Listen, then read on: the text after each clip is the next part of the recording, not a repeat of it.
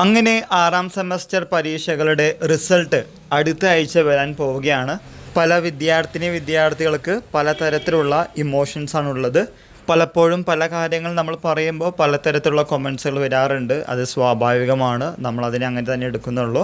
ഒരു കാര്യം നിങ്ങളോട് പറയാം, റിസൾട്ട് അനുകൂലമല്ലെങ്കിൽ നിങ്ങൾ എന്ത് ചെയ്യണമെന്ന് ചോദിക്കുകയാണെങ്കിൽ റീവാലുവേഷന് കൊടുക്കണം. നമ്മുടെ റിസൾട്ടിൽ പാസ് ഓർ ഫെയിൽ എന്ന സ്റ്റാറ്റസ് മാത്രമേ കാണിക്കുന്നുള്ളൂ, കൂടാതെ ഗ്രേഡും. അതിനിടയിൽ നമുക്ക് എത്ര മാർക്ക് കിട്ടിയെന്ന കാര്യം അറിയാൻ പറ്റാത്തത് കൊണ്ടും നമ്മൾ പഠിച്ചിട്ടുണ്ട്, എഴുതിയിട്ടുണ്ട് എന്ന റിസൾട്ട് അനുകൂലമല്ലെങ്കിൽ നിങ്ങൾ തീർച്ചയായിട്ടും റീവാലുവേഷന് കൊടുക്കേണ്ടത് അത്യാവശ്യമാണ്.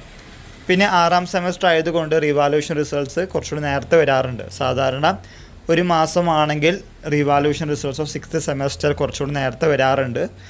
കുറച്ച് പൈസ ചിലവാകും, പക്ഷേ നിങ്ങൾക്ക് എഴുതിയ റിസൾട്ട് അനുകൂലമല്ലെങ്കിൽ പ്രതികൂലമായിട്ടാണ് വന്നതെങ്കിൽ ഈ കാര്യം ട്രൈ ചെയ്യാവുന്നതാണ്. ഒരു 15-20 ദിവസത്തിനുള്ളിൽ റിസൾട്ട് പ്രഖ്യാപിക്കാറുണ്ട് സാധാരണഗതിയിൽ. കഴിഞ്ഞ കൊല്ലം അങ്ങനെ തന്നെയാണ്. ആ ട്രാക്ക് റെക്കോർഡ് അനുസരിച്ചാണ് നമ്മൾ പറയുന്നത്.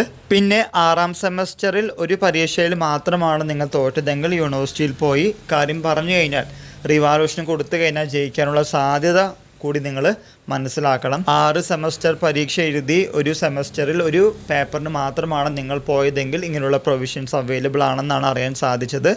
അങ്ങനെ എന്തെങ്കിലും റിസൾട്ട് വന്നതിന് ശേഷം ഉണ്ടാവുകയാണെങ്കിൽ യൂണിവേഴ്സിറ്റിയിൽ പോയി ഇങ്ങനെയുള്ള കാര്യങ്ങൾ നിങ്ങൾ ചെയ്യുക, ജയിക്കുന്നതാണ്.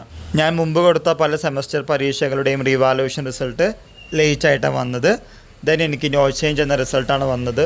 സ്റ്റാറ്റസ് വളരെ മോശമാണ്. വീണ്ടും ഞാൻ പൈസ കളയണമോ, പൈസ കൊടുത്തിട്ട് യാതൊരു കാര്യവുമില്ല എന്ന് പറയുന്നവരോട് ചില സമയത്ത് ചില കാര്യങ്ങൾ ചെയ്തു കഴിഞ്ഞാൽ അത്ഭുതങ്ങൾ നടക്കുമെന്ന് വിശ്വസിക്കുന്ന ആൾക്കാരാണ് മനുഷ്യർ. ആയതുകൊണ്ട് ഈ സെമസ്റ്റർ പരീക്ഷയിൽ ഒരു വിഷയം മാത്രമാണ് നിങ്ങൾ പോയതെങ്കിൽ കൊടുക്കുക.